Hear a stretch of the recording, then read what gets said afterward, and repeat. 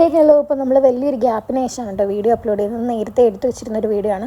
നമ്മൾ ആറ്റാങ്കര പള്ളിയിൽ പോയപ്പോൾ എടുത്താണ് കേട്ടോ. നമ്മൾ ട്രെയിൻ ഇറങ്ങിയിട്ട് ഏകദേശം ഒരു 2-2.5 മണിക്കൂർ നമ്മൾ ബസ്സിലിരിക്കണം. നല്ലൊരു ഉറക്കമൊക്കെ പാസ്സായി പോകുന്ന കഴിയുമ്പോൾ മറ്റേ ഈ വിൻമില്ലൊക്കെ ഉണ്ടല്ലോ, ഈ സംഭവം കണ്ടിട്ട് നല്ല ഭംഗിയായിരുന്നു കേട്ടോ ഇത് കാണാൻ.